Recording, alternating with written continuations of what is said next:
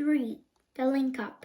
Inside the great glass elevator, there was also a good deal of excitement. Charlie and great Mr. Wonka and all the others could see clearly the huge silver shape of Space Hotel USA about a mile ahead of them, and behind them was a smaller but still pretty enormous transport capsule. The great glass elevator, not looking at all great now, beside these two monsters, was in the middle. And of course everybody, when Grandma Josephine knew very well what was going on, they even knew that the 3 astronauts in charge of the transport capsule were called Shockford, Sanks, and Shower. The whole world knew about these things. Newspapers and television had been shouting about almost nothing else for the past 6 months. Operation Space Hotel was the event of the century. What a road of luck, cried Mr. Wonka. We've landed ourselves in a slap in the middle of the biggest space operation of all time. We've landed ourselves in the middle of a nasty mess, said Grandma Josephine. Turn back at once. No, Grandma, said Charlie. We've got to watch this now. We must see the transport capsule linking up with the space hotel. Mr. Wonka floated right up close to Charlie. Let's beat them to it, Charlie, he whispered. Let's get these first and go aboard the space hotel ourselves. Charlie gaped, then he gulped. Then he said softly, It's impossible. You've got to have all sort of special guts to link up with another spacecraft, Mr. Wonka. My elevator could link up with a crocodile if it had to, said Mr. Wonka. Just leave it to me, my boy. Grandpa Joe, cried Charlie, did you hear that? We're going to link up with a space hotel and go on board. Yippee! cried Grandpa Joe. What a brilliant thought, sir. What a straggling idea. He grabbed Mr. Wonka's hand and started shaking it like a thermometer. Be quiet, you bombly mold bat, said Grandma Josephine. We're in a hot enough stew already. I want to go home. Me too, said Grandma Georgina. What if they come after us? Said Mr. Bucket, speaking for the first time. What if they capture us? Said Mrs. Bucket. What if they shoot us? Said Grandma Georgina. What if my bed were made of green spinach? Cried Mr. Wonka. Buckin and Tommy Root, you'll never get anyone if you go about one thing like that. Columbus had discovered America. If he had, what if I sink on the way over? What if I meet pirate? What if I never come back? He would enough have stirred. He will want know what's around here. Right, Charlie? Off we go then. But wait. This is a very tricky maneuver, and I'm going to need help. There are 3 lots of buttons.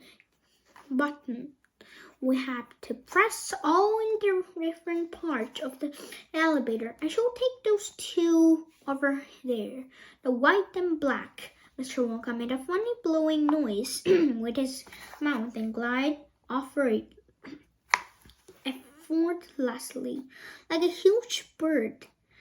Across the elevator was a white and black button, and there he hovered. Grandpa Joe, sir, kindly station yourself beside that silver button there. Yes, that's the one. And you, Charlie, go up and stay floating beside the little gold button near the ceiling. I must tell you what that's each of button, fire booster rocket for different place outside the elevator.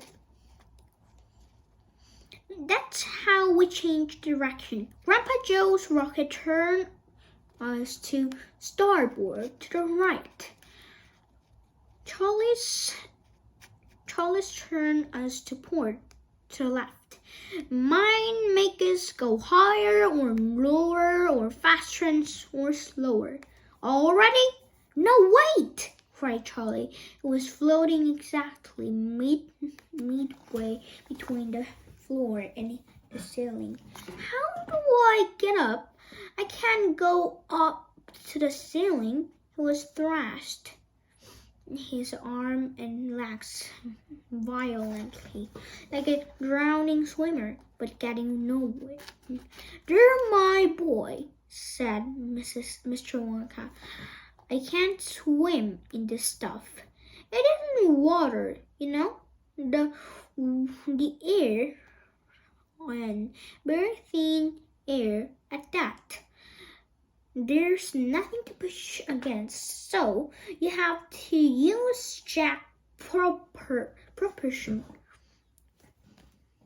Like, watch me. First, you take a deep breath, then you make a small round hole with your mouth and blow as hard as you can. If you blow downward, you jack propel yourself up. If you blow to the left, you shoot off to the right, and so on. You maneuver yourself like a spacecraft, but using your mouth as a booster rocket. Suddenly, everyone began practicing this business of flying about, and the whole elevator was filled with blowing and snorting of the passenger. Grandma Georgina, in a red flannel nightgown with two skinny bare legs sticking out of the bottom, was trumpeting and spitting with a rhinoceros and flying from one side of the elevator to another, shouting, "Out of my way! Out of my way!" and crashing into poor Mr. and Mrs. Bucket with terrible speed. Grandpa George and Grandma Josephine were doing the same. And, well, may you wonder what the millions of people now on Earth were thinking that they were watching this crazy happening on their television screen. You must realize they couldn't see things very clearly. The great glass elevators only about the size of grapefruit on their screens, and the people inside, slightly blurred through the glass,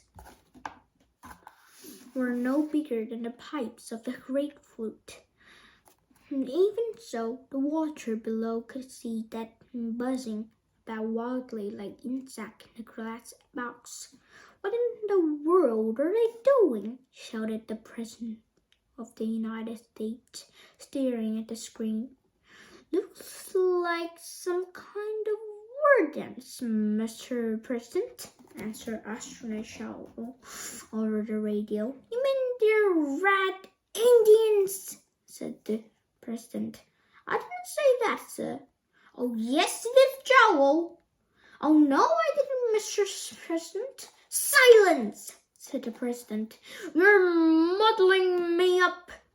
Back in the elevator, Mr. Wonka was saying, Please, just stop flying about. Keep still, everybody, so we can get on with the talking."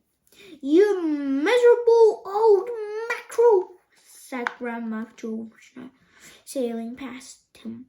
"Just when we start having a bit of fun, you want to stop it." "Look at me, everybody," shouted Grandma Josephine. "I'm flying. I'm a golden eagle.